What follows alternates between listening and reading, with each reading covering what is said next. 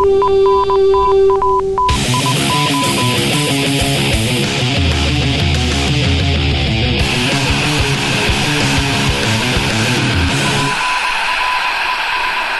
to Norse Code, the #1 podcast for your Minnesota Vikings, as voted on by, well, one person on r/Minnesota Vikings. I'm your host, Dusty O'Connell, and I'm here with our regular in-house analyst and blogger extraordinaire. You can find his work all over the internet. He is, it is his world, and we are all living in it. He's Arif Hassan. How you doing, Dusty? I am excellent. I'm excited for the season to start.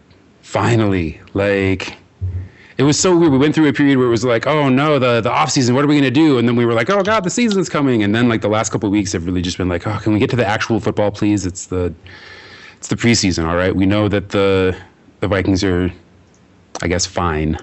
Can we get to the meaningful football, please? I'm tired of hearing about mock drafts. We're almost there. We're fine. Hooray! Let's see. We have a special guest this week. He has been on the podcast before, and I didn't know this, but you were actually the voice actor for Salvatore Leone in Grand Theft Auto 5. Oh my god! And I really enjoyed your roles in Casino and The Sopranos. I actually didn't realize you were a popular Italian character actor. You have absolutely no idea how pissed off I was that Frank Vincent was #1 on the search engine. Oh, that's Frank Vincent. Oh, right. You're Vincent Frank. Yes. So close. Vincent Frank. The Google results were misleading. They were. Now that I'm more popular than him. Well, yeah. Well, he's only had one star turn in some terrible movie from 2003, and you are one of the founders of eDraft and an occasional contributor to Bleacher Report, Forbes, probably a couple other sites I'm missing too, huh? Yeah, Sportsnaut, Yardbarker, MSN, Fox Sports. I'm kind of like Arif light, meaning I put in a lot of work, but then I stop at about 70% of what Arif does because he's not human, of course. Well, it's because you waste 30% of your life sleeping. That's no, true. tweeting. No, Arif does that. He spends 70% of his life tweeting. What you see is the result of the other 30% of his life in terms of work output. Okay, and you're not putting my Twitter handle on this podcast because no one wants to follow that dumpster fire. So we can just check out where I work. eDraft.com is an awesome site. Check it out. It's true. We love the eDraft guys, especially you. And like we said, we've had you on the show before to talk 49ers. And that is our intent this week. But first, I had no idea that there would be such excitement in the 2 days between we taped the first episode of the week and the next. Some sad Vikings news to report, but the most exciting news league-wide, I guess, right now that the game has just ended between the Patriots and the Steelers is Headset Gate, Headset Ghazi. Are we... Okay, so it's our duty as responsible journalists, the responsible journalists the three of us are, to come up with a different name instead of Headset Gate or Radio Gate, which I just saw on Twitter, instead of the one that they have. So there's a bunch of presidential scandals out there. It's not just Gate. We don't have to use Ghazi either. I like Ghazi though. No, Ghazi's good because it's unique. It's unique to the time, but that's sort of the logical. As Hillary Clinton, why not? Well, and if I saw Radio Ghazi was playing at a venue here in Denver, I would totally go see them, knowing nothing else about them. Exactly. Yeah, they're probably the opening act to a bunch of really good bands. Radiohead. If you call that a good band, good for you. So there's the Iran-Contra scandal, there's the Teapot Dome scandal, there's the Star Route scandal, and my favorite, the scandal is called Mama, Where's My Pa? Which we were talking about this a little bit before the show. I hadn't heard of it, Dusty hadn't heard of it, Vincent hadn't heard of it. So the entire scandal is actually not much of a scandal. So Grover Cleveland was running for president in 1884, as he does, and I guess over the course of the campaign, it was revealed he had an affair with a widow, and she'd given birth to a son. She claimed that he was the father. It was 1884. They didn't really have much by the way of testing this claim. So he agreed to pay child support, and then he paid to put the kid in an orphanage when she was no longer fit to raise him. And when this was brought, forth in the campaign, people, took to the streets. His opponents said, chanted, "Mama, where's my pa? Gone to the White House, ha ha ha," because scandals were different and cute in 1884. And then he was honest about the whole thing, and it helped him in the election, and he won. So that seems kind of Patriots to me, where it just the scandal happened, and then you win anyway. Where do the Patriots play next week? Oh, I don't know. If they play on the road, I'd love to see the crowd chant that to them. And then after the Patriots win by 40 points and Tom Brady throws another 5 touchdowns, Belichick admits to doing it. It's like, oh yeah, of course. Why not? We screwed at the headsets because why shouldn't you screw the headsets? It's part of home field advantage. And you know what? Yeah, we did deflate the balls. Whatever, man. We won the court case. Yeah, exactly. And the best thing is you can say you have the other Berman on your side. Chris, we have the real one on our side. So bring it. we have Judge Berman. Yeah, exactly. So I like that one. Well, and when have you ever seen such a fawning letter written to a judge, released in public, thanking him for delivering such great justice? Such great justice. Maybe in Iran when they didn't execute the gay person. I don't know. Jesus. These Patriots fans are so full of themselves. The Patriots writers too. The world does not center around you. Tank for the Patriots. It's astounding to me. I don't know any other beat. Both sides are equally annoying. Bart Hubbock. I don't know if you guys checked his Twitter pro. Every single tweet is about the Patriots cheating. Every single tweet. He's a Jets fan. Yeah, he is a Jets fan. But he writes for a New York tabloid, so that makes sense. No wonder you're going to have penis envy. I don't know if I'm allowed to say that on the show, but come on. Yeah, well, you did. Well, you did, and we're not bleeping it out, so I guess now we're saying it on the show. I think we're going to do edit? Come on, man. I could have said Napoleon complex. That probably would have been better, but seriously, both sides of the story are just ridiculous. Yeah, Patriots coverage is probably the worst coverage to read because you can't really get a measured take on anything. Well, that was kind of the story of the Patriots-Steelers game, though. Brian Billick had possibly one of the greatest tweets of all time. He was like, both teams have scored combined 800-plus yards of offense, and I still don't really know if either team is any good.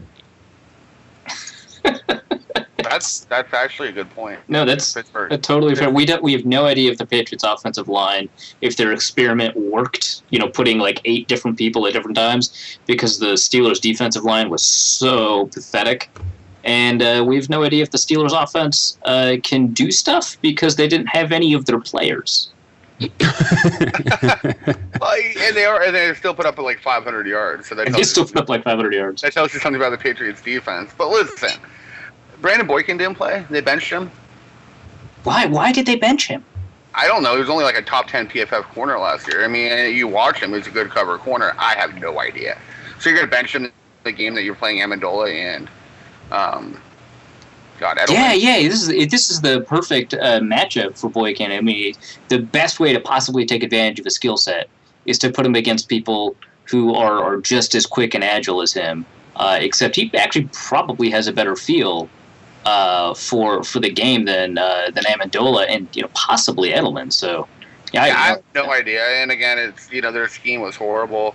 Their secondary, it was funny. People were like, well, they hit hard. Yeah, well, if they're having linebackers play corner, they're going to hit hard, but they can't cover because there's nothing else you can do. So I had the Steelers a couple months ago, potentially winning the AFC. Then I saw the Bills quarterbacks be 31 out of 33. I don't care if it's a preseason or not. You're talking Matt Sims, Tyrod Taylor, E.J. Manuel, and Matt Castle. Big money. Big money. They can put on your top readers from the Daily Norseman and us 3 on defense, and we probably won't allow 31 or 33 on those 4 quarterbacks. So I really just have no idea how Pittsburgh's defense is going to perform, and I don't know how good New England's offense is because they're going up against such a bad defense. Yeah, so we'll see. We'll see if this is the year that Tom Brady actually declines. Well, but this is kind of a pointless experiment, right? Because we won't be able to control for any of these things until we find out later all the ways that the Patriots were pushing the boundaries of cheating. They are the most fascinating team in the NFL, objectively. I love reading it. The stealing the scripted plays and then the responses by NFL teams to just put in fake scripted play. Oh, this is fascinating. These are the best. If it wasn't accompanied by all the hot takes and like the headlines and the finger waving and the and the lynching or whatever, it's just fascinating, all the ways that you can cheat, and then the counter responses, and then the continue. They're the most fascinating team in the league. I hope they continue cheating. If Aaron Sorkin had thought of doing Friday Night Lights, here's what would be the plot. Oh, that's perfect. Okay, no football player talks the way Aaron Sorkin writes. Well, yeah, but he'd figure it out, right? You've never met Torrey Smith. Or Richard Sherman, I suppose, yeah. Yeah, exactly. Stanford. There you go. That's fair. So, did the Patriots, are they screwing with the cell reception on the field? Or do they have like a little, invisible Faraday cage that they're just hanging over the Steelers part of the sideline so they can't use their headsets or whatever? Or is this just, a wireless snafu? Because you tried to use your cell phone in a stadium during a game, right? Maybe 20% chance you'll be able to post that picture of yourself at the game while the game is. Hey, I go to Levi's. And I'm able to order food from my cell phone from my seat. So what? I don't know what you guys know. I know a lot. That's awesome, and that would say a lot about Levi's if they had a field. Yeah, can you order turf to the field? That's the only home field advantage you're going to have with the fans drinking wine and eating cheese all day. That's fair. But that's an advantage. TCF Bank Stadium, the turf there nearly killed poor Brett Favre. But they fixed that. John Deere almost killed Brett Favre. I mean, that's not far. All right, well, back to the Patriots. I think so. I think in terms of potential advantages, the advantage is not the ability to cut out the headset. The advantage is knowing that the headsets are going to be out. Because Vince mentioned this before the show. It happens evidently more often at Gillette Stadium than it does anywhere else. And Mike Tomlin said basically the exact same thing. So he knew it was coming. What? Sounds like sour grapes to me. No, in between huffs and puffs, Tomlin was pissed. Yeah, no, and I think Tomlin has a right to be pissed because you don't have the ability to prep that all year like you do if you're, say, the Patriots, who have the ability to control whether or not the headsets are going to go out, theoretically, right? The Steelers headsets, I guess they were screwy too, but if they know they're going to be screwy because they're the ones who screw them up, then, screw everybody. Apparently the NFL controls the headsets. That's at least what the Patriot writers want us to believe. So why does it happen more often at the team that cheats the most? That's the thing. You can't give them the benefit of the doubt. It's like, I don't want to go back to Iran. It's like, we're going to have our 10th meeting about Iran denuclearizing, and we're going to believe them. We're going to shake your hand and it's done. I mean, you can't take their word for anything at this point. Well, you're a fool if you ever were, I think, right, is the larger point made by all of these, multiple years of shenanigans. Yeah, Wolf, that type of stuff. I mean, come on. Belichick says anything publicly. Now Robert Kraft says anything publicly. And when Tom Brady actually decides he wants to talk publicly. He turned down the interview with Bob Costas. Yeah, he did. Well, I don't want to get into that, but who really wants to be interviewed by Costas? Well, sure. But if I'm going to have an interview first with someone, it's either going to be a sideline reporter or someone who's going to handle the issue probably as fake hard as Bob Costas is, because he's not going to ask he's going to ask one hard question you're not going to answer, and he's not going to follow up. So that's not a terrible first interview to have after a game. Anybody on ESPN probably would have been fine to do that first interview with, but that's I don't know. I mean, I don't believe any of them. But again, the NFL controls the headsets. It's not like the NFL itself has done anything to improve their standing in the public eye. It could have been both. I mean, honestly. Yeah, they could have just destroyed evidence of the Goodell you know what? Okay. I got a theory. Goodell was at Gillette. He was acting as Geppetto. He was pulling and they're going to prove the Patriots with this. That's exactly what's happening right now. I love it. I subscribe to your ideas, and I'm intrigued by your ideas. Do you have a newsletter? I would like to subscribe to it. I'll do one for you, Dusty. All All right, so headset gate, huh? That's pretty great. Hey, I actually think, marked how they said frequency gate. That's actually pretty interesting. Oh, I like that actually. Frequency gate. That's way better than headset gate. It's no radio gate. Well, it's no Radio Ghazi, but but whatever not it is. everybody on Twitter has indie cred, so I like frequency gate a lot more than I like headset gate. So, would frequency gate open for Radio Ghazi or the other way around? Oh, the other way around, because Radio Ghazi, they don't ever want to sell out, so they're not going to sign with a label. They're up and coming, scrappy young musicians who are just doing it for the art. Yeah, exactly. I was just thinking about Dennis Quaid being played by Bill Belichick. Remember the movie Frequency? It's too perfect to me. Think Adele's the father he's trying to talk to from 50 years ago. Why not? I love it. You know who I think would make a good Bill Belichick is old Robert De Niro. Oh, He's gotten surprisingly jowly in his old age. Oh, that'd be pretty good. And I bet he could wear a hoodie really well. Yeah. Well, that's the thing, is that the costume gives you a lot of like leeway. You could put, any old sad sack on the screen and it would probably look a lot like Bill Belichick. All right. Enough about the stupid Patriots. God, I hate them so much. Mr. Frank, you wrote an article for Forbes at the end of August full of predictions for the NFC North. Yes. And in there, admittedly, this is before we knew about the injuries to John Sullivan and the other guy, Phil Lodeholt. The other guy, yeah. The other guy, yeah. Oh, those guys. Only the core of our super already weak offensive line. Like, Matt Khalil's playing all 5 positions. Don't worry, you're good. Oh, yeah, don't worry. Yeah, Matt Khalil needs to learn how to play one. He plays it. Doesn't mean he plays it good. No, he does not play it good. but anyway, my point is, and I've gone on the record a couple times on the show already saying that I think the Vikings are dark horse contenders for the playoffs. Either wild card or potentially even winning the division, but more likely wild card. And Arif likes to make fun of me when I say that. He's like, "Well, come on, how is that even possible? How is that going to happen?" And of course, this was before the injuries to two crucial Vikings happened. But you draw the same conclusion. You predict a record of 10-6 for the Vikings and a playoff berth. How did you arrive at that conclusion? Well, there's a couple of things here. This was before the Sullivan injury. Actually, I didn't know until, obviously none of us did until earlier on Thursday that Sullivan was out for the year. And that's going to hurt. I mean, only the first 10 games. Well, possibly only the first 10 games. So, yeah. It's if fine. you look at it, listen, that's going to hurt bigger. I think that's going to hurt more than Lodeholt because you have a young quarterback, you have a veteran center. Center is one of the most underrated positions in the NFL. The quarterback of the offensive line, a bad snap or two per game. We saw this with the Cowboys a few years ago before they spent a first-round pick on Travis Frederick. Yeah, back with Phil Costa, yeah. Yeah, it can really impact the outcome of a football game, especially on the road on Monday night, or on the road in Green Bay, Detroit, Chicago, that type of stuff. So that's worrisome. What I see from the Vikings is they lost how many games by single digits last year without the best running back in the NFL? I think they would have finished with like 11 or 12 wins in games that were decided by one score or less if they had won those games.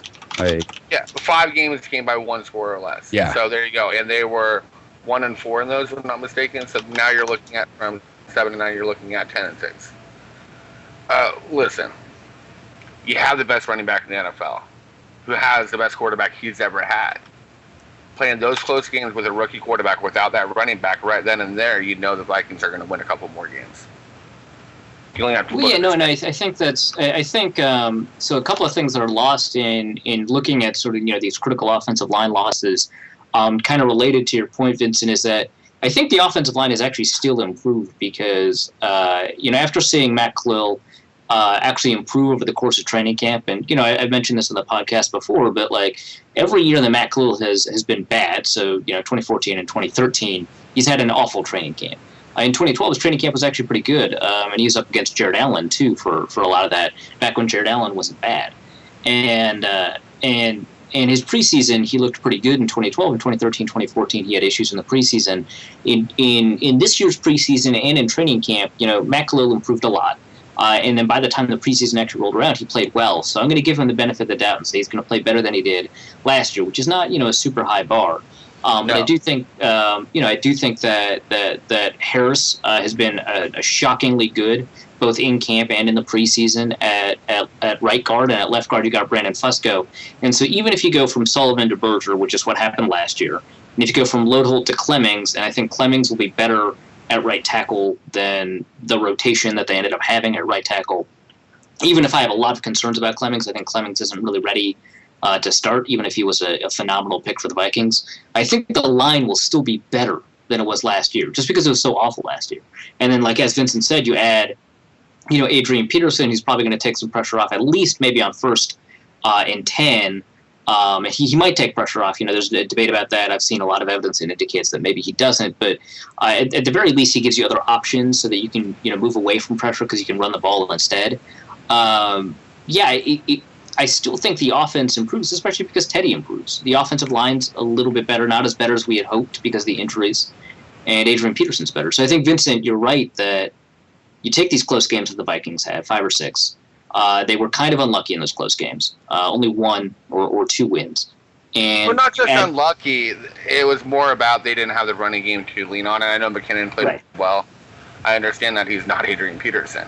And, to your point with Teddy Bridgewater, he had one of the better rookie seasons, the 2012 class notwithstanding, in the recent history of the NFL. So people don't notice that. And it's not statistically. Look at the tape. I know there's been a lot of comparisons drawn between Derek Carr and Bridgewater.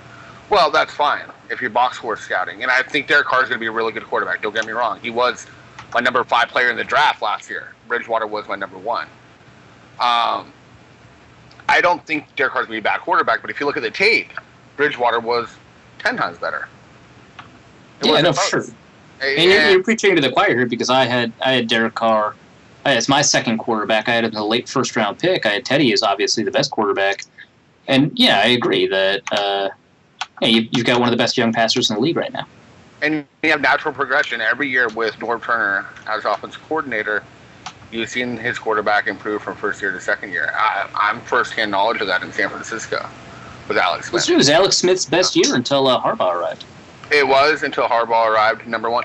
The other thing to look at there is Norv Turner has a way with the West Coast offense. I know they're going with a little bit of a hybrid in Minnesota, but he has a way of getting rid of the ball in order to mask what is a bad offensive line. So if you're going to have issues in pass protection on the outside, and listen, Lodeholt wasn't the best pass protecting right tackle in the NFL. You're going to be able to mask that with the timing routes, with the quick strikes. And obviously, like you said, you're not going to be able to put pressure on Bridgewater because, listen, you're not playing nickel with Adrian Peterson in the game too often. So as a result of all of this, you see Vikings as a 10-6 team. I was a little bit more pessimistic because I'm as a 9-7 team.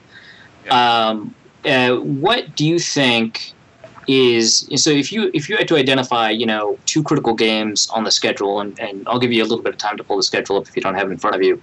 What do you think will be sort of those critical games to the Vikings? For me, it makes the most sense to pick, one or both of those Detroit Lions games because they're competing directly with the Lions for the second in the division. Yeah.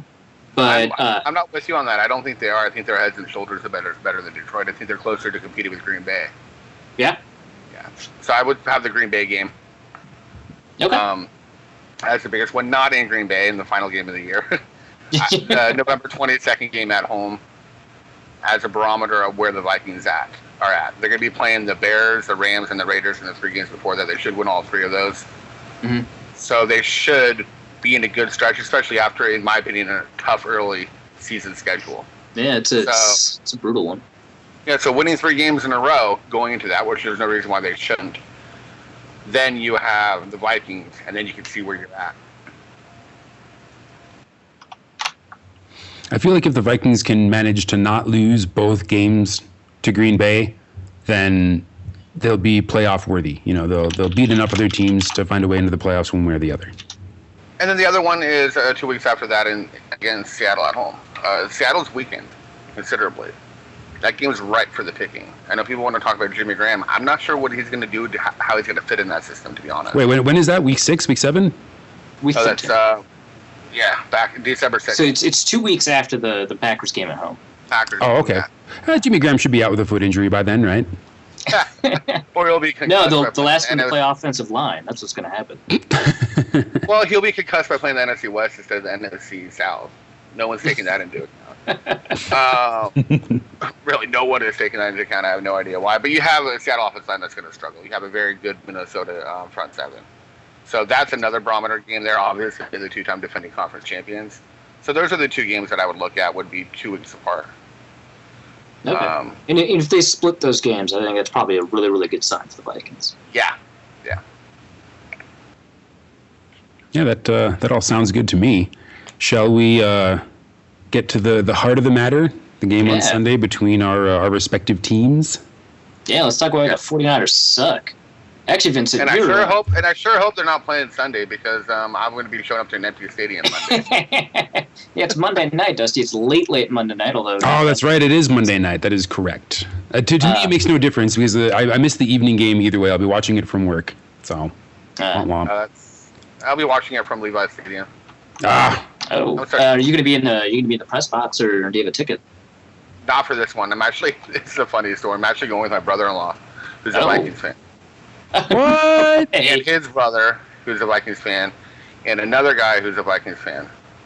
How did that happen? And my sister who's a 49er fan, so that'll be fun. I love how we're both just like incredulous. Like, what? There are 3 Vikings fans? What?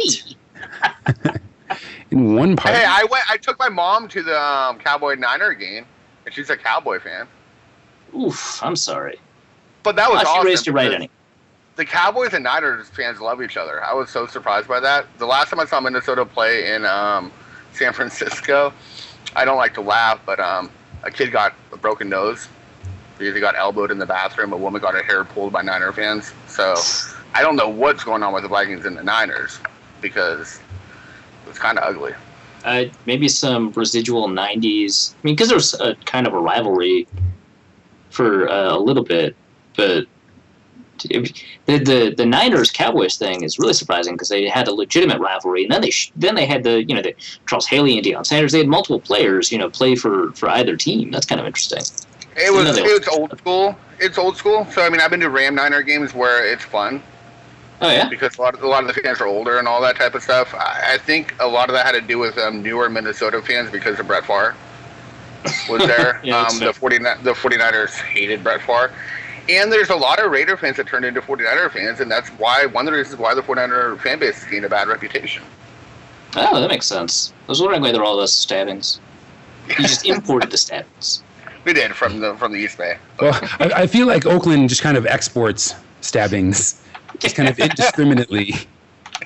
You should put a tariff on those stabbings, man. It's getting to be a real problem. Let's talk a little bit about the 49ers. So you've talked a lot about on Twitter and then occasionally in articles, although I haven't seen many of them recently, about sort of some of the more under-driven storylines for the 49ers, because there's a lot of obvious ones. You talk about these all-pros retiring. You talk about some potential rising stars like Chris Borland retiring, and I think we've talked about that. We've talked about Harbaugh. But we haven't talked that much about Jim Tomsula, who you are a big fan of. I know he's done some interim head coaching for the 49ers. I believe after Singletary left, and Vikings fans know Singletary as the assistant coach who had no job. And he had no job in San Francisco but to drop his pants. So yeah, but I mean, he whipped Vernon Davis into shape, so there's something there, right? But tell us a little bit about Jim Tomsula and why Vikings fans should be maybe a little bit more wary of Tomsula and sort of maybe the improved offensive play calling system the 49ers are going to have. Well, Thursday night's game, that one situation where the Steelers couldn't get in from the 5-yard line with 4 downs. I even tweeted out, I said that is Greg Roman-esque. And for you guys who don't know, Greg Roman is the former offensive coordinator under Harbaugh. Harbaugh was a great coach his first couple years in the NFL. Then his hard head got in the way. Greg Roman should not have been the offensive coordinator last year. they should have fired him. So, so what are the issues with Greg Roman? And then also, I know there was like maybe 4 play callers based on like situation or something like that. Well, that's the one thing Tom Sula said earlier this week. He said, if you're taking so long to get the play in, maybe the issue is not the play. So he was really throwing a little bit of shade at Harbaugh's way that way, and he's not wrong. Yeah, there's a lot of, if you saw the Niners on a consistent basis over the last 4 years, they're getting a lot of delayed game penalties. People were getting that on Kaepernick, but it was happening under Alex Smith. We don't see that in Kansas City. Getting the call to the quarterback was too late because Harbaugh wanted it to go through him no matter what. Mm-hmm. So let's say G. Christ, who was the quarterback coach, was calling the play. It would go from Christ to Harbaugh to Kaepernick. That's not happening this year. So you're having that happening, and you're also having them get to the line of scrimmage a lot quicker. The goal was 20 some odd seconds in training camp, and it was happening if you watch the preseason games. Now, the plays didn't work, but they're getting to the line a lot quicker. So you have that going on, and then you also have them not going to Kaepernick's strength. They were. I thought they were afraid of Blaine Gabbert being the backup quarterback. So they didn't want to run Kaepernick so that he'd get injured, so Blaine Gabbert would have to come in. That's exactly what I thought. But then if you watch Gabbert during the preseason and seeing him a couple times in training camp, he's not looking that bad. And maybe the 49ers will realize, well, we can play with him for 1 or 2 games if Kaepernick goes down, because we're not necessarily going to be relying on our quarterback a great deal anyways. So there's a little bit different of a philosophy or a mentality within the coaching staff. I was calling on the Falcons to hire Tom Sula 2 years ago. Mm-hmm.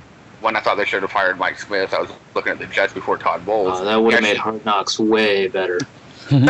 He actually interviewed for, I think, the Houston job, if I'm not mistaken, before Bill O'Brien got it. So people are saying he's not qualified. Well, he has drawn interest, and I have been beating the drum for a while here. He was the interim coach for the 49ers the last game in 2010. I know one game doesn't matter, but you saw the team play a lot loose. And if you watch San Francisco play last year, it's like they're afraid to make a mistake and go to the sideline. Okay. And then one thing I might have noticed from the preseason, I could have just been reading into it. I thought the play calling when Gabbert was in during the preseason was actually a lot more interesting than the play calling when Kaepernick was in. Have you noticed anything like that? Yes, and the reason for that is they're not going to open up the offense with the number ones in. Mm-hmm. They don't want the other teams to get an idea of what's going on, because the same plays might be run with Kaepernick under center compared to Gabbert, but it's going to be maybe a different formation. So you're going to have maybe the 21 or 22 package in there, but it might not be the same exact formation as with Gabbert under center. So they just didn't want the defenses with the knowledge going in, especially the Minnesota and Pittsburgh, about what they're going to be doing in that game. So I think that had a lot to do with it. I'm not for that. Kaepernick attempted 13 passes in the preseason in his first year in a new offense under a new offensive coaching staff. Now, I know G. Christ was the quarterback's coach, but now he's a coordinator. So I wasn't a big fan of it, but I can understand where they're coming from. Okay, and then so all of that as like maybe moments of optimism from the perspective of the 49ers, but I mean, there's still a lot of reasons to be worried going into the game from the 49ers perspective, and there'd be too many reasons, I think, for us to list about maybe everything that went awry in the offseason. But what are your 3 biggest concerns? Speaking of the offseason, I think a lot of it was blown out of proportion. People say, well, it's the ownership that was to blame for Willis retiring. No, Willis retired because he was done playing football. That's what happened. We know why Borland retired.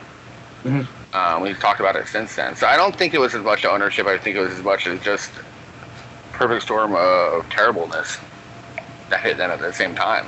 And the biggest issue there, in my opinion, is the right side of the offensive line. We talked. Aldon Smith, I think, is the biggest loss for the team. But I think the second biggest loss is Anthony Davis at right tackle, and he just up and quit on the football team. You have Jordan Devy playing right guard, and you have Eric Parrish playing right tackle. They're among the worst. God, so bad for the Patriots. They were among the worst guards in the NFL last year, and you had one moving outside to right tackle. I mean, Good for you. I mean, I'm at the point where Trent Brown, the rookie 7th-round pick, should be starting, and the guy was horrible in college. So, I mean, I honestly, I don't know. He's got big arms, though, doesn't he? Doesn't matter if you're horrible in college. You got big arms. You're behind the proverbial 8-ball because when Anthony Davis decided to retire, they had no other options. Mm-hmm. When Will started earlier in the year, that type of stuff, you're able to maybe do something about it, right? Frank Gore left, so they were able to bring in Reggie Bush. But when he retired at right tackle, you have nothing there. So that's the biggest concern, obviously, because they're horrible football players. Right. Just because they're wearing 49er uniform doesn't mean they're going to be good. It wasn't good. I don't think anyone outside of San Francisco was going to assume that, Vincent, but thanks for clarifying. Trust me, the 49er fan base is a little, not normal. I'll just leave it at that. I don't want to piss off 49er fans that are listening. That's fine. Right. So the right side of the offensive line, that's probably going to help things out for Sharif Floyd and Brian Robinson. But aside from that, I know that you're a big fan of Tremaine Brock, but what's happening with the rest of the secondary? I'm okay with the secondary. I think it's vastly improved from last year. My biggest issue, if you want to go into the things I'm worried about, tight end. I'm worried about the 49ers actually giving Vernon Davis 3 or 4 more chances while he's sipping Jamba Juice. The guy's head's not in the football game. He should not have returned to the team this year. He left them hanging dry last year. Mm-hmm. Unless he's 100% committed, I'm going Vance McDonald. I'm going Blake Bell. I'm not sold on Vernon Davis. So I think tight end's an issue. And You're a big fan of handsome tight ends, I see. I am. I mean, Blake Bell, come on. Blake Bell's dreamy. He is. And they have Busta Anderson, who's also dreamy in the practice squad, or IR, or whatever. So I'm worried about Vernon Davis at tight end, and I'm worried about Kaepernick at quarterback. Listen, and we'll talk about him in a second. I won't get too far into it, but I'm worried about him more because of the offensive line. Okay. So on the defensive side of the ball, you said before that you think the defensive line is the deepest position the 49ers have. Navarro Bowman, he's going to be back, I think. You've got Aaron Lynch and Ahmad Brooks rushing the passer, and I know that you said Ahmad Brooks was the biggest loss, but Aaron Lynch, he's got a lot of potential. I don't know about the other inside linebacker. I know that you actually seem to like him, Mike Wilhoit. Yeah, not that I like him as much, but people are saying, well, the Niners inside linebacking group is a downgrade from last year. Mm-hmm. Wilhoit played 200 more combined snaps than Patrick Willis and Chris Borland last year. Really? So Will Hoyt was on the field most of the time last year. And then you have Navarro Bowman coming back. No offense to Patrick Willis, the Hall of Famer. Before Bowman got injured, he was a better linebacker for the past couple of years. Right. Than Willis was. So I think inside linebacker will be okay. Outside linebacker, I'm worried because you have young, green players. Ahmad Brooks has never been a pass rusher. Mm-hmm. So if they're going to be relying on him to get to the quarterback on a consistent basis, I'm not sold on that. Aaron Lynch had 6 sacks last year in limited playing time. I could easily see him get double-digit sacks. Eli Harold, they stole him in the 3rd round. He was a late 1st round for me. So I think he'll be fine. But in coverage, how are you going to handle the coverage? I mean, listen, Aldon Smith played as a pass rush specialist as a rookie. These players are going to be asked to actually play in coverage in space. So from a matchup perspective, you immediately brings up whether or not the 49ers have an answer. Maybe they have an answer schematically, but from a personnel standpoint, they have an answer to Kyle Rudolph, and then what are their answers in the slot to a player like Jarius Wright? Okay, that's going to be the most interesting thing because I think the 49ers will be okay on the outside in this game, and that's why I also think they're going to be stacking the box against Adrian Peterson because they have a lot of faith in Keith Reeser and Kenneth Aker, and they both played extremely well during the preseason. They were extremely impressive in training camp. The Balky drafted them as redshirts last year because of injuries. They're good football players. They really are. I mean, people talk about the 49ers lost Parrish Cox. He was among the worst starting cornerbacks in the NFL in the final 7 games last year. The Tennessee Titans overpaid for him because they're the Tennessee Titans. The Redskins overpaid for Chris Oliver because they're the Washington Redskins. Well, right, because that's in their DNA. I mean, I've never heard of Reeser or Aker. Who are these people? They were late round picks last year. They were redshirted because of injuries, and they came out like gangbusters. Chris Cook was released because of them. We also saw probably not only because of them. Let's be honest. Well, and because he kind of sucks. But also Dante Johnson, who actually played pretty well on tape last year, outside of that one game against Chicago. He was actually relegated to second team, as was Shuri's Wright, who shouldn't even be on the roster. So I don't know if it's out of necessity because the other options were pretty bad, but these two were pushed to the forefront during training camp and they've answered it at every turn. And you're talking about Aker going up against Demarius Thomas and winning. You know, we saw this in the preseason. So I really like what I'm seeing from that. But again, you have lack of experience. That's going to be the entire theme for the 49ers defense this year. Talent-wise, they're a top 12 defense. Experience-wise, I have no idea. You know, you have Eric Reed and you have Antoine Bethea, two Pro Bowlers at safety. That should help out. But you have the young players. You have the defensive line, Quentin Dial, Ian Williams. Not a lot of experience there. So unless the defense coaching staff coached them up to where they're acting like third or fourth year players that have started every game of their career, that's going to be the issue.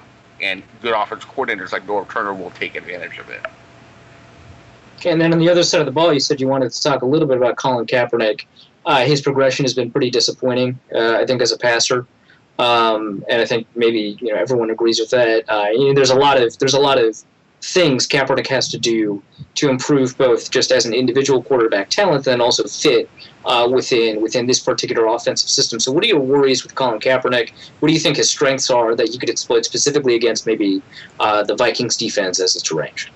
Well, if you looked at the last 5 or 6 games last year, he was actually doing a better job progressing passes than initial read. That's been the biggest issue for him. Mm-hmm. So he was doing that. So if that improves, and now we're talking about a 27-year-old quarterback, right, entering his 5th year in the NFL. I mean, this is the time. This is make or break for him. And listen, I'm close to the Kaepernick family. I talk to them, and I don't want to badmouth him, but I'm also an analyst, and I get paid to write for a living, and I have to be critical. Colin Kaepernick's not living up to the expectations that the 49er fans had for him when he took over for Alex Smith in the last half of the 2012 season. Or Ron Jaworski. Super Bowl. Or Ron Jaworski. Yeah.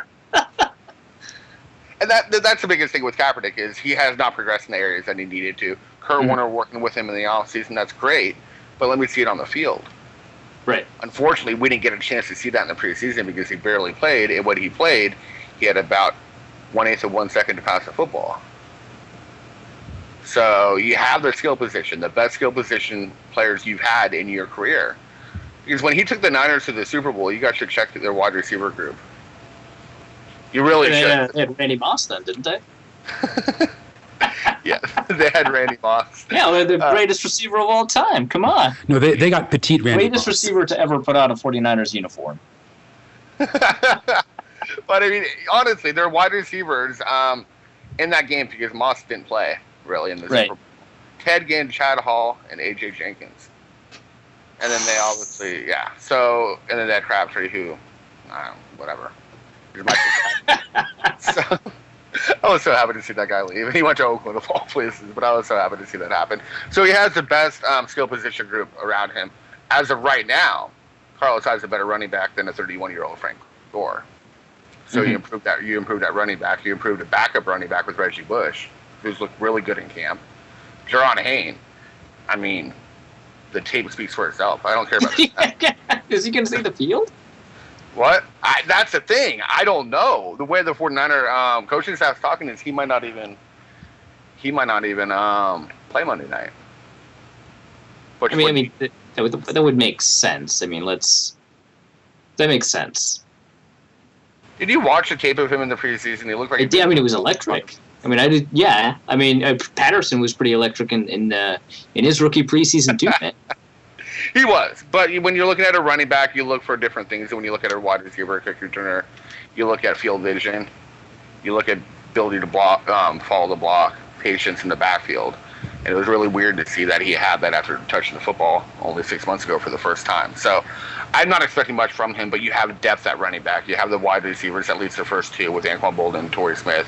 And you do have talent at tight end behind the enigmatic Vernon Davis. So he has the most talent around him in terms of skill position players. He has a better offensive coaching staff, in my opinion, than he did.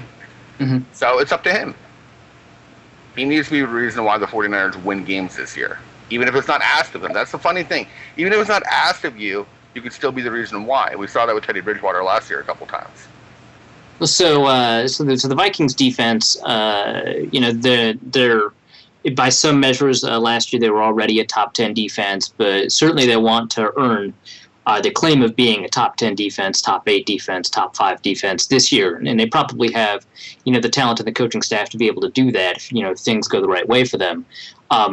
And in particular, Mike Zimmer does a really good job of making things simple for the players, but present very sort of complex fronts for opposing offenses, to get a handle on. And, a lot of people know about, the double A gap blitz. A lot of people are getting a handle on pattern matching.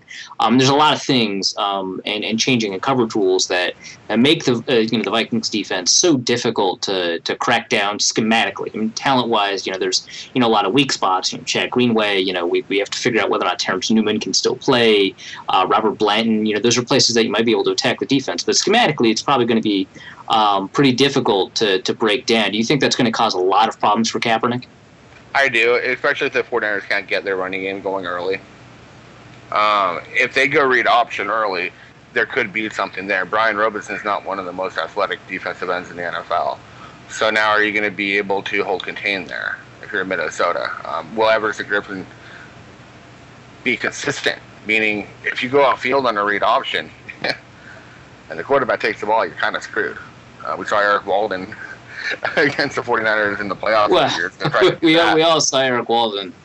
So, I mean, are they going to be able to maintain containment? If they are, they have better players on the defensive line than the 49ers have on the offensive line. That's pretty much what you look at. And schematically, this is the 49ers' fifth game, first real game in this offensive system, which is a complete overhaul from the last couple of years, or last few years. And now this is the Vikings' second year in Zimmer's system. So you have an advantage there if you're in Minnesota, as long as the defensive ends can hold contain. Because if you see a couple of 60, 70-yard runs for the 49ers, whether it's Bush, whether it's Hyde or Kaepernick, that changes the outlook of a football game on 2 plays. So they'll be fine if they hold that contain. Also, you look at Anthony Barr. He has the athleticism to be able to go to the outside, play sideline to sideline, so he could cut that off. Maybe they'll ask him to mirror Kaepernick. That would make a lot of sense to me, to have him spot Kaepernick. That would or wouldn't? Would. Absolutely would. Yeah. So you could do that, too. Do not have Naughty Cole do it. And I'm not sure. You're definitely not having Chad Greenway. Academically, it would be interesting to watch. It would. It would be a good psychological. I hope they do not do that. So yeah, I think it's fine. But again, you're looking at the Niners have 1A, 1B receivers. I was on with Andy Carlson on Thursday, and we talked about this. And I want to have your opinion on this one. Yeah, 1A, 1B in San Francisco. It's Torrey Smith and Anquan Boldin. Minnesota doesn't play corners. Xavier Rhodes will cover the number 1. Who is he covering? Because if Terrence Newman is covering Torrey Smith, the Vikings are screwed.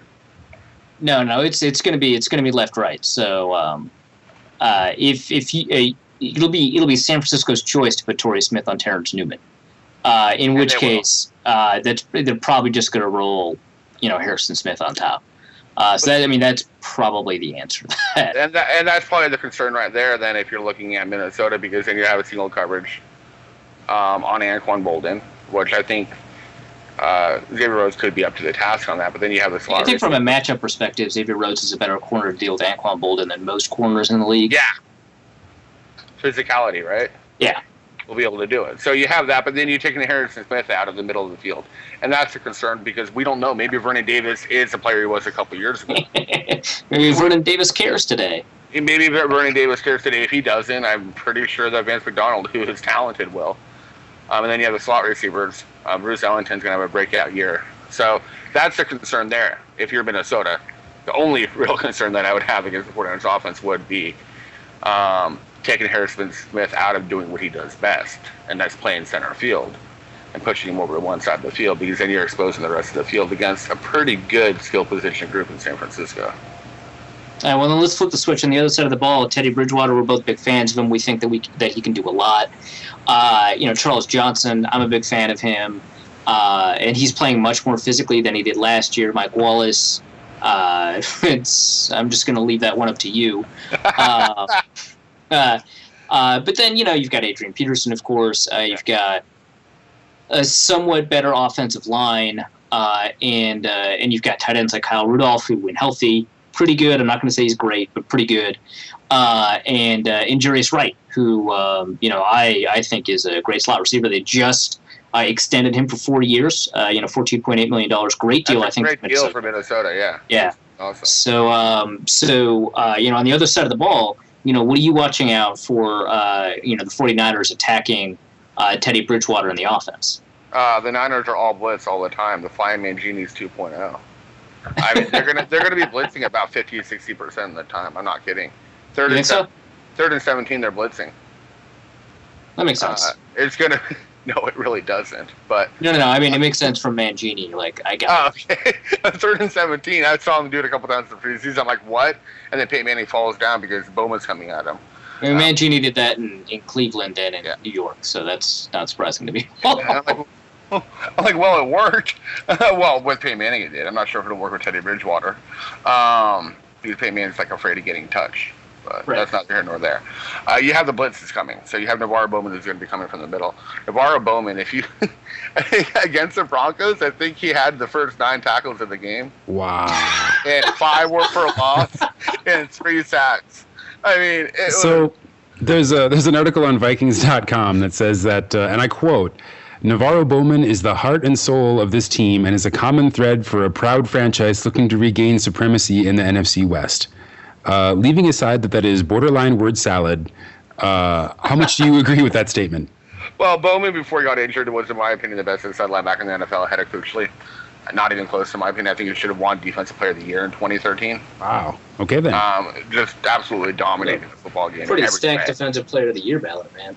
It was, but did you see him strip the ball, Marshawn Lynch, in the NFC Championship game, recover it after he tore his ACL? I did see that, but the award is given out before then. Well, I know. I'm just saying this is the type of difference he can make on a football team. Right. More so than Willis had before Willis retired. So you have him going in the middle, and he is. And I agree with the Vikings on that one. I've written it better, but I agree.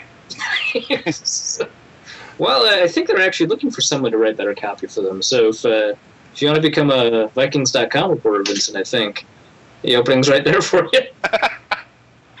But yeah, I know you got Bowman blitzing. I think he's going to be great in that role. I could see him getting 10+ sacks because of the way they're going to utilize him. Complete opposite of what we saw with Willis there. I also think without Willis, Bowman's going to open up more. He's going to be able. What do you mean by that? Well, his wings are going to fly, right? Roomy? Yeah. Okay, whatever. But I mean, he's going to be able to do what he does best. He's not going to be held back by someone who's considered a better football player than him. We've seen it a few times with inside linebackers in the NFL when one's moved on. So I think that's probably going to be the role there. But listen, you have one All-Pro and you have a bunch of who knows what on the defense. So that's the biggest concern. He can't do everything. So if he's blitzing, who's going to cover? If he's covering, who's going to blitz? Well, so Vikings often, in response to blitz looks, not necessarily blitzes, check into screens. How are the 49ers at defending those? They were very good under Hangio. I'm not sure how good they're going to be under Mangini. Attention to detail is big, as you know, in terms of going up against the screen, especially if you're going to be blitzing. I'm not sure they have the schematic ability in Mangini's offense, and I'm not sure they have the experience to be able to handle that. They have the players. You know, you're going to see a lot of, cannot pronounce his name, and I've even interviewed him, Jaquaski Tart. You're going to see a lot of him, their rookie second-round pick. He's going to be playing linebacker this year and safety. What happened to Jimmy Ward? Jimmy Ward's going to, in my opinion, I'm not sure what's going to happen because they're not announcing it. He'll be the starting nickel. Oh, good. I mean, for you, bad for Vikings, but... He'll be the starting nickel. He played extremely well in limited preseason snaps. And again, you look at the tape. You look at the player. You don't look at the stats when it comes to. No, I think Jimmy Ward is. Yeah, so you have him going there. So again, you have the talent, but Norv Turner, and the era where it says better than. Eric Mangini. All right. So that's the concern for the 49ers is schematically. So it sounds like you're more optimistic about the 49ers than the national media is. Not a huge surprise. I'm a little more pessimistic about the Vikings than the national media is. But despite both of those things, I think we're both kind of in agreement that the Vikings have an advantage going into the game. Maybe on both sides of the ball. I think the Vikings have an advantage. The one thing I will say about the Vikings, they're going to be a much better team in November than they are in September. Mm-hmm. And I think the 49ers are the same way. So this is going to be an ugly football game. Yeah, that follows. 17, 13, 15, 12, that type of stuff. Well, we're going to nail you down for a specific score prediction because that's what we do with all our guests. So now's a pretty good time for that, I think. Okay, I am going to go with 16-13 San Francisco. 16? Well, I guess Blair Walsh could miss. Oh, no, San Francisco. 16-13 San Francisco. Yeah. Huh. And it's going to be a close game. And San Francisco, the main reason there is Minnesota's playing on the West Coast on Monday night. Teddy Bridgewater is inexperienced. You have a new center. The offensive line on the road, season opener. And there's a bunch of unknowns. San Francisco did a very good job keeping their schemes to their best, on offense especially. So we don't know what they're going to be doing in that game. And I'm pretty sure the Vikings don't have a great grasp on that, too. That's always an advantage. All right, well, not a huge surprise. I'm going to disagree with you. I think the Vikings pull out the win, and I think they'll do it by more than I think the Vegas spread was 4.5. It was 3.5, and it was 2.5 earlier than that. But I think the Vikings will probably pull out a victory. So I'm going to go with 17-10, but it should have been 20-10. Blair Walsh misses a field goal. That's my prediction. Okay, well, why do you hate kickers? No, it's not that he hates kickers. It's just that everybody hates Blair Walsh right now. Even his own mother probably doesn't like him very much. Concerned. You got to be lucky that they're not playing a candlestick. Then there's no wind. It's going to be 85 degrees at kickoff for that game. So that also should be taken into account in terms of where the teams practice. Wait, it's going to be 85 that late in the evening? Yeah.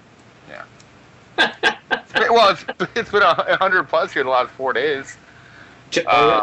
Yeah, so again, you have to look at conditioning and what climate each team practices in. The 49ers practice literally right across the street from Levi's in that type of condition. Well, that's great news for the Vikings because their least well-conditioned players, also their deepest and most likely to platoon staff, the linebackers. That means Eric Kendricks, Adi Cole, Anthony Barr, they can all switch out.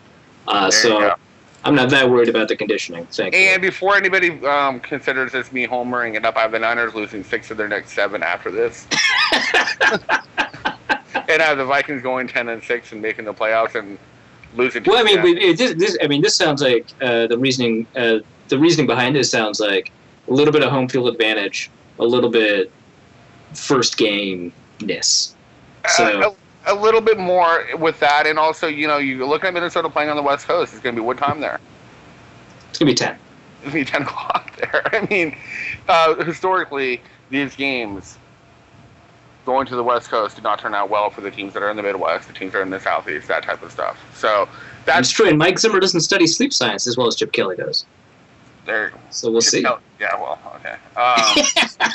But again, I wouldn't be surprised if Minnesota pulls off the win. I mean, I really don't know. I have the Niners winning 8 games. They could be 4-12. They could be 10-6. I mean, there's so many unknowns there as to where the Vikings are ceiling, in my opinion. 8. Their floor is 8.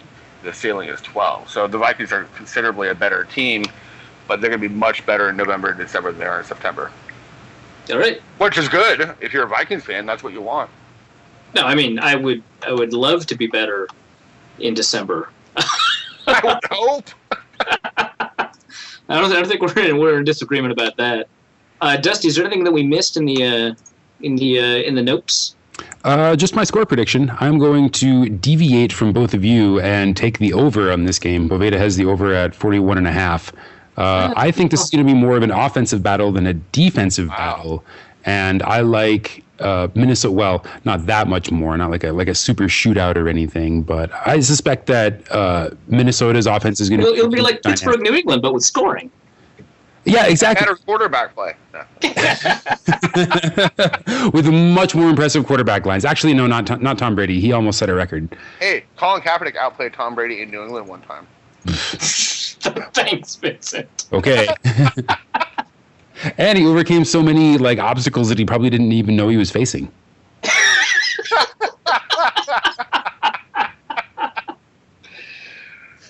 Why? What's the score prediction? 24-17 Minnesota. I mean, that's pretty reasonable. And how many of those 3 touchdowns is Adrian Peterson going to get? All 3, or? I'm going to say they'll be evenly split between Adrian Peterson, Kyle Rudolph, and a receiver to be named later. There we go. Well, actually, Dusty and I were talking about this, Vincent. I don't know what you're thinking. Run this by you. I think Adrian Peterson's going to get much fewer carries this year because Matt Asiata's a fine goal line back, and they've used Zach Line in goal line situations far more often. Most punishing situation for a running back is on the goal line. Adrian Peterson's kind of old. They want to save him for some of the less likely to convert situations. So I think he's actually not going to get that many goal line carries, and he's not going to be a touchdown maven like he has been in the past. Norm Turner's not dumb. Asiata had 9 touchdowns last year. Yeah, I know. Yeah, Matt Asiata. Is he a cheese? I mean, come on, dude. Adrian Peterson's the greatest running back that we've seen since Emmitt Smith. Well, yeah, and my suspicion is that Peterson will start the season just like he started 2013, and early in the game, just like bust the defense wide open and run a long way for a touchdown. I'm not saying he's going to score from like 1st and 5 or 2nd and 4 or 3rd and 3 like no one did in the New England and Pittsburgh game. Adrian Peterson had a year off. That worked to his benefit. He was an NFL football player for a whole year. The guy's in the best shape of his life. But he was already in better shape than everyone before. Like, it seems really hard to quantify. He's breaking the NFL rushing record this year, so I'm going way away from Arif and Dusty. Ooh, all right. And that's why I have That's why I have the Vikings making the playoffs. Him, and I'm a big fan of Teddy Bridgewater, of course. All right, is James around? Is he around to make a score prediction? Or are we just going to get that later, Dusty? I sent him a message, and it's weird. He answered a question in the impending mailbag, but did not provide a score prediction. So we can infer that James is much more passionate about barbecue than he is about predicting the score of Week 1. All right, and then, God damn, sorry, I blanked. Vincent, we're going to have only 2 mailbag questions. You want to stick around for them? Oh, we have a few more. We have like 3 more. Oh, okay. And actually, a couple of them are real football questions, and one of them is one that I would specifically like Vincent's input in. There you go. I'll answer that one, and I'll let you guys go. All right. So let's get after it. Tommy Gunn, at Tommy the Gun 13 on Twitter, writes us, does any good actually come from makeup calls? Is this like after you've had sex and you got invited and there's a makeup call before the makeup sex? No, it's like the NBA. Oh. Okay. Oh, that. Oh, right. Sport. Makeup. Okay. No, I don't think so. I think it's stupid. You miss a call, you miss a call. Don't miss a call a second time. Well, yeah, I agree because the second makeup call is almost always more critical than the first initial missed call anyway. So then you just start favoring the other team because the later a call happens in the game, the more it benefits the team that originally got hurt only a little bit earlier in the game. So, yeah, I mean, if you get hurt on a pass interference call in the first quarter, it's much different than the fourth quarter. Right. So you can't do that. And we saw a few of those makeup calls actually in the NBA playoffs between the Cavaliers and the Warriors. And we saw it happen because they did makeup call in the fourth quarter and gave the advantage to the Warriors, as to where in the first quarter LeBron was getting the advantage, and it impacted the outcome of the game. And the same thing in football. So, no, there's nothing good actually comes out of that. All right. Well, thank you for your input, Vincent. And it sounds like you have to grab dinner or something, so enjoy that. I do. I actually have to work, but I'll eat and work. You know how that goes, right? Yeah. That's the only way to eat is while working. I feel weird if I just like sit down to a meal by myself with nothing else to do, like I'm slacking off somehow. Don't ever eat alone unless you're working. Yes. If you eat alone and you're not working, you're a loser. All right. That is the feeling I get. Yes. So thank you for confirming that. He is Vincent Born with Wings Frank. He writes for Forbes, Sportsnot, Bleacher Report. He's one of the founders. I did not write for Bleacher Report. Excuse me, not Bleacher Report, SB Nation. He is one of the founders of eDraft.com, and you can follow him on Twitter at Vincent Frank NFL. At your own peril. Yeah, that is not an endorsement of said Twitter feed. It is merely a fact that exists. Exactly. I am there. I'm on the interweb. Well, thank you so much for being on the show again, Vincent. It was great having you. All right, guys. I appreciate it. A lot of fun. All right. Back to the mailbag. There's a question in Japanese. The question's on Japanese. The username is Japanese. But it's written in Japanese. The username is written in Japanese, but the question is right below it. Oh, okay. Given the situation at center. So it's from Jack Chikara. Jack Chikara, his actual handle when translated is your sex coach, Jack Power. That's awesome, because I was about to put that into Google Translate. Way ahead of you. All right, sex coach Jack Power. Your question. Is that like Special Agent Jack Bauer? It's better because it's Jack Power. Given your sex coach, Jack Power, given the situation at center, well, how did Zach Karen look in the preseason? He looked great, actually. And I think this is a really good question.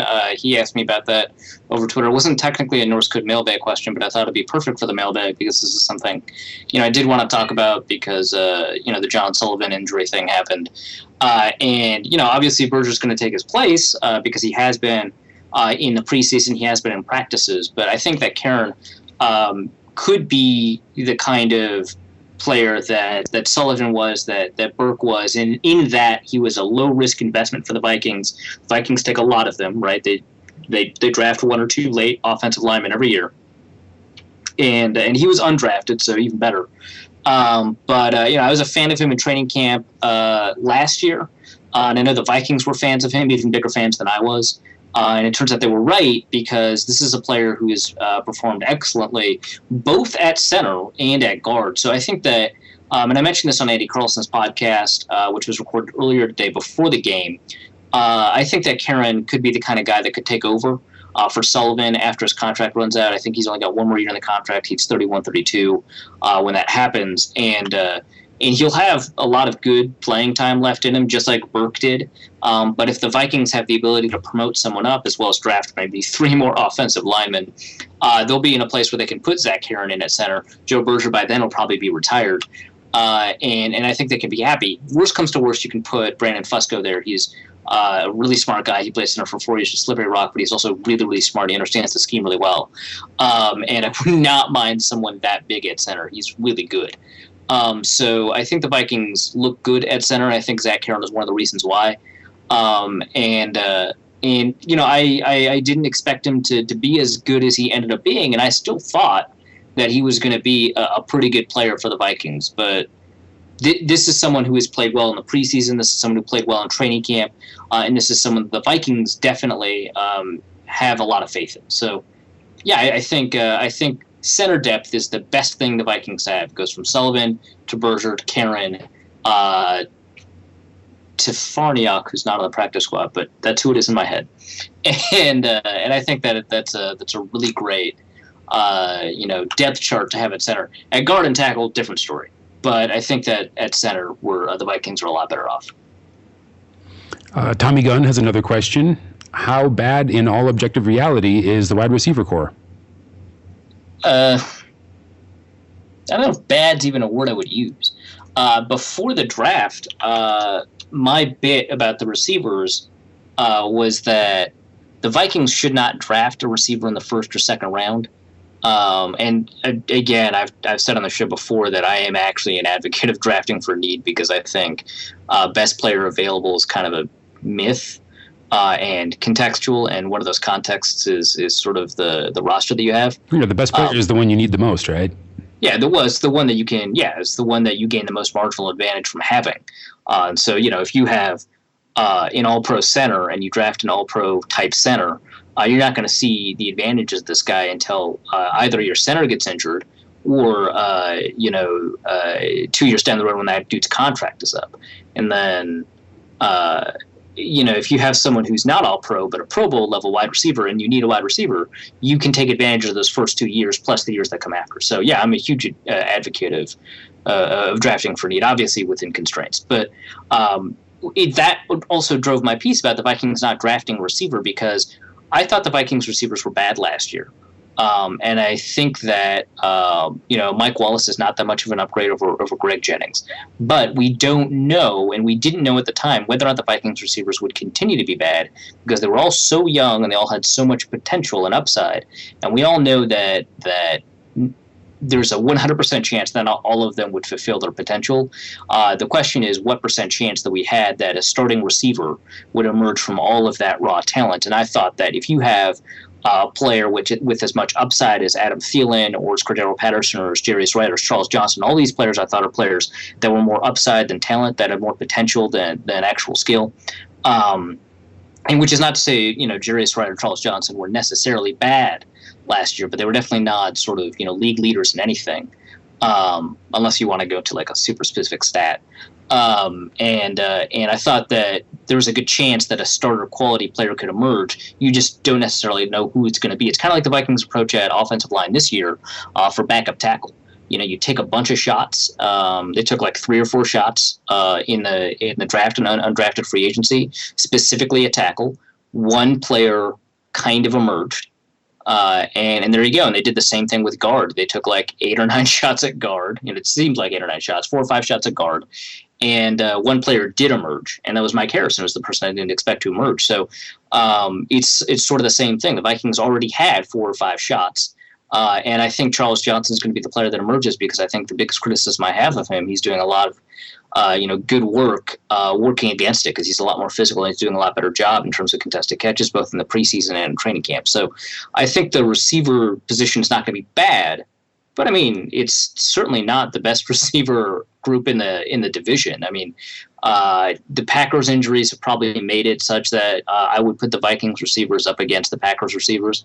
But before Jordy Nelson's injury, obviously I think that they would have the best or second best core. I think Alshon Jeffrey is really good.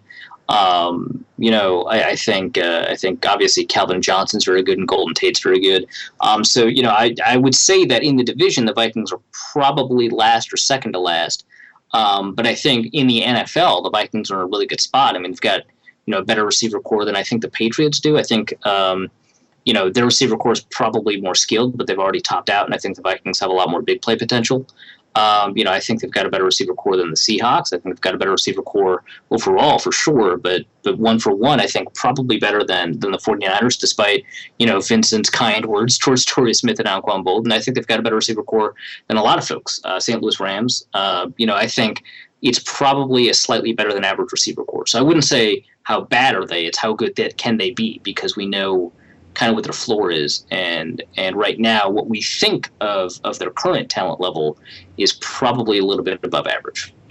Well, I think there's something to be said too for the claim that a good quarterback can make the receivers around him seem better, if not actually make them better. Aaron Rodgers is often touted as somebody who makes everybody around him a better player.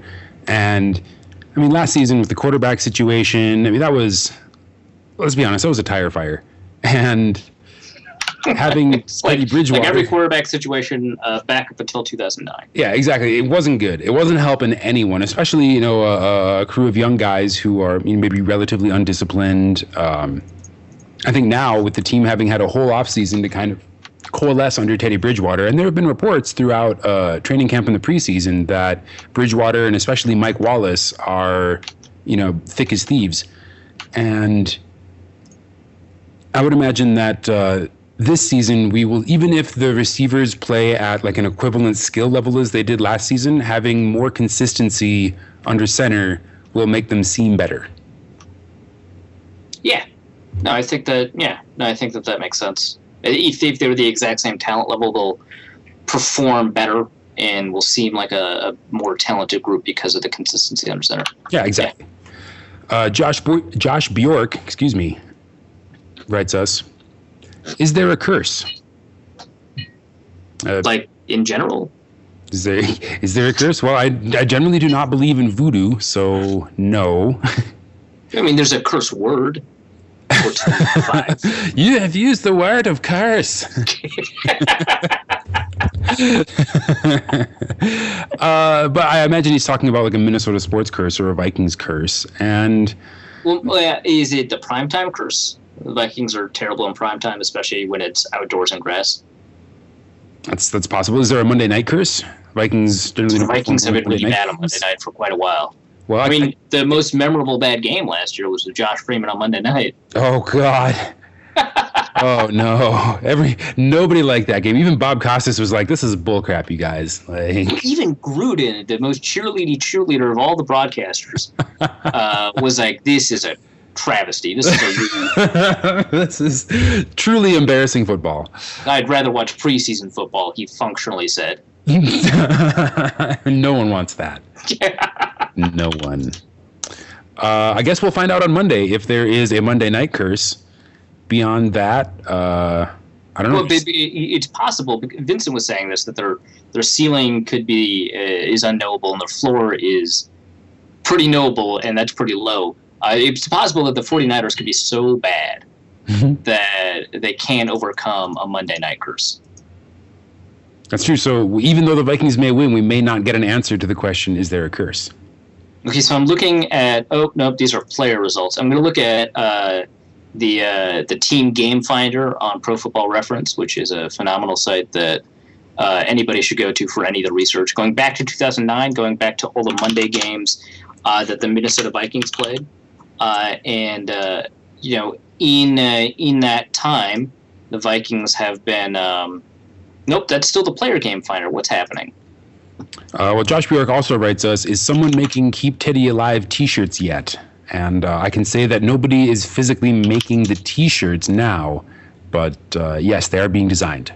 So keep your eyes peeled and your wallet at the ready, because... so back to the curse. Yeah.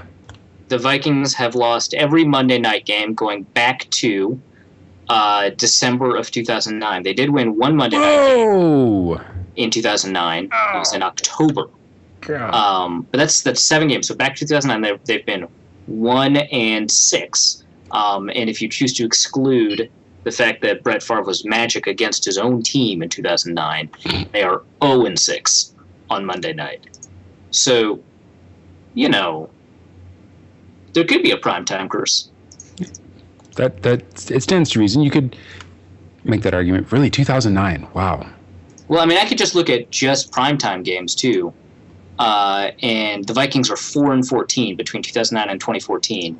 Wow. So there is both a primetime curse and a Monday night curse. Yeah, and this is not a Deion Sanders curse, by the way. Let me include the playoffs, because we all know how the Vikings did in the playoffs in 2009. Oh, they're 4-16. You don't say, huh? Oh, imagine that. But if I get rid of primetime, because we need to compare, right? Then the Vikings in that time would be 40-38. Wow. So they have a losing record between 2009 and 2014. But when you get rid of the primetime games, they actually have a winning record. Have a winning record with a non-prime time. Well, we just did some math for you and figured out the curse is real. Great question. And one tie. So the curse is real based on math, capital M. The maths have told us. At Delta BC Dad writes us, how thick do you guys get your cold cut meats sliced for the purposes of making sandwiches? Well, Dusty, you'll be able to answer this better than I do, but I think that's really meat dependent. I want turkey to be thinner, and I want beefier meats like beef to be thicker. Like beef and other beefier beef. Yeah, well, I mean, I was thinking of pastrami, but then I realized I would just be saying beef, so I went with beef. But like roast beef and pastrami, thicker. Yeah, I would say it just really depends on the natural moisture level of the meat. Stuff like turkey and chicken, I prefer to be sliced thinly, but not so thin that I just end up with like that core of turkey shards in my like deli meat stack. Like it still has to separate cleanly. And let me also put this out there. Turkey is a dog shit meat, so I'm never getting that in a deli sandwich anyway.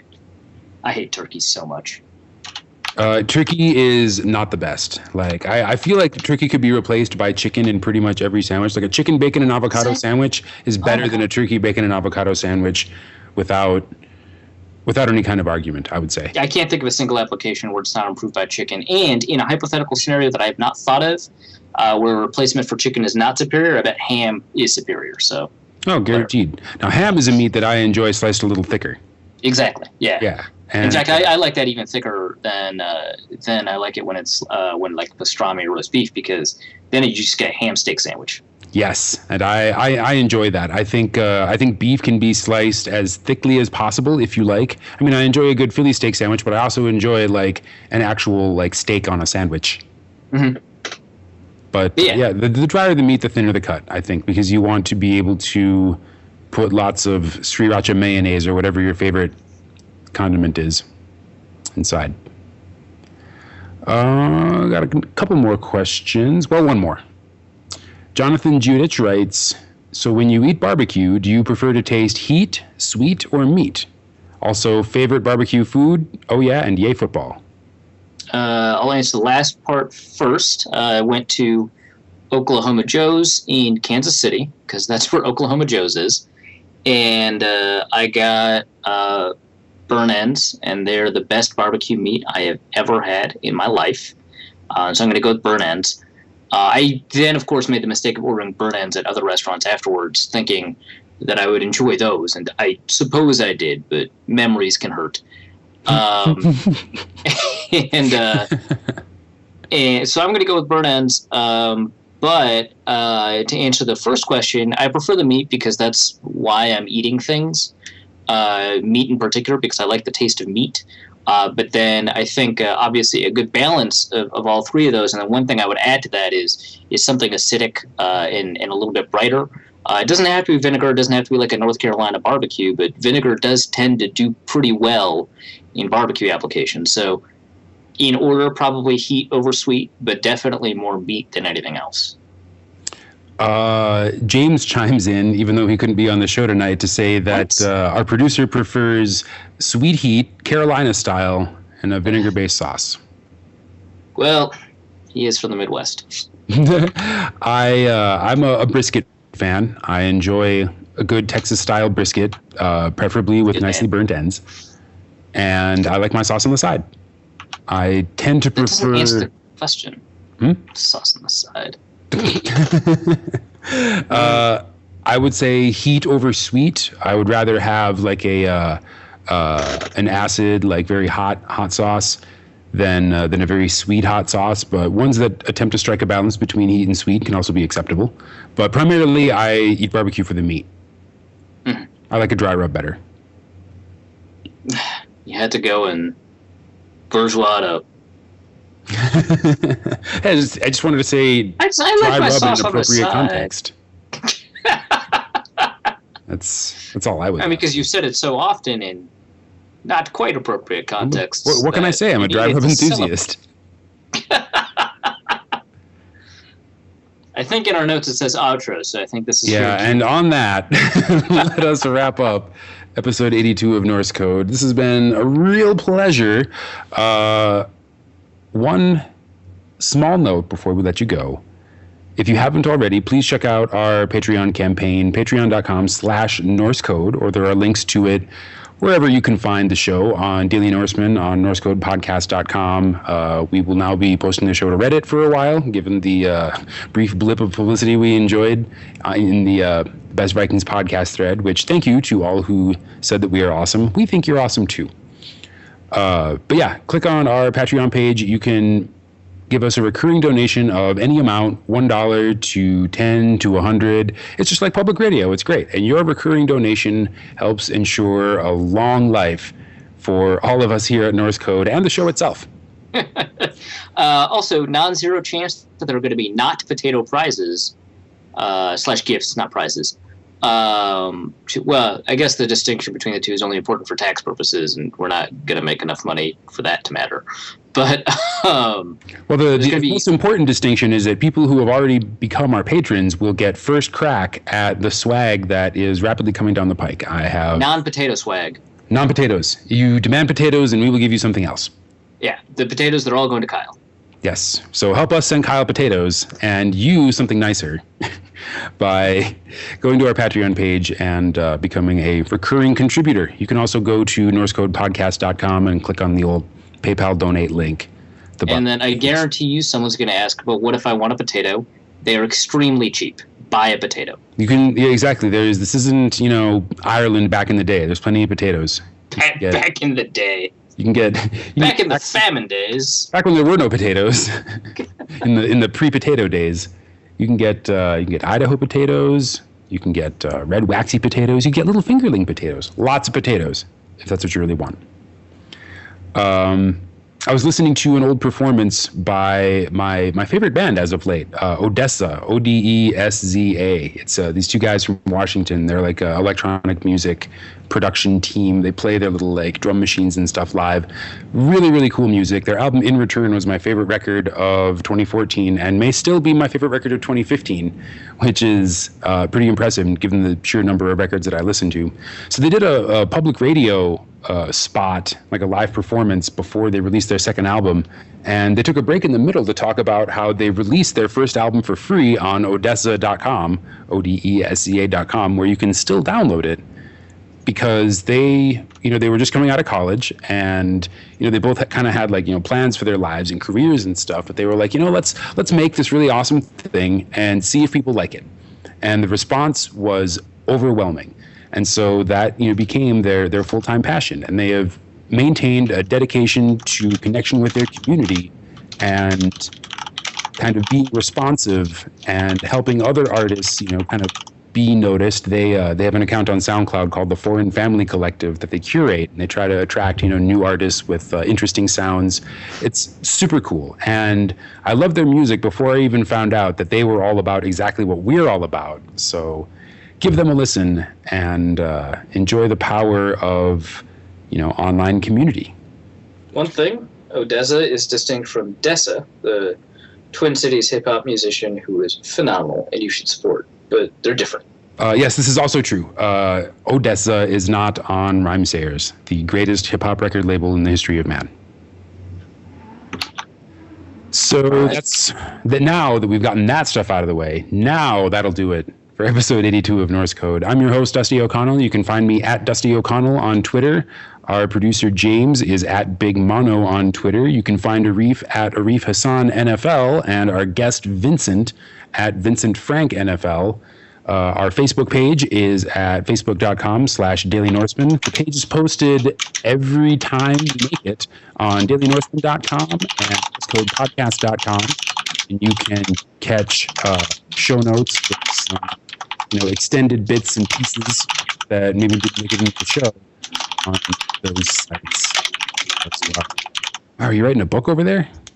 Yep. All right, so look forward to Arif's book whenever he's finished with it. Is there anything else that you'd like to plug? Anything that we missed before we close the book? Not that I can think of.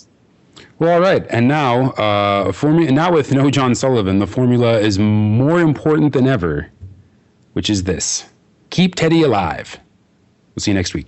Norse Code is the official podcast of the Daily Norseman SB Nation blog and is produced with cooperation from Pompous Jerk Productions. Pompous Jerk Productions. Attitude with attitude. The opinions expressed in this podcast are solely those of their contributors and do not reflect official positions of the Minnesota Vikings, SB Nation, the Daily Norseman staff, or PJP. No information in this podcast should be construed as gambling advice. Please obey all local gaming laws. Our formula is this. We go out, we hit people in the mouth.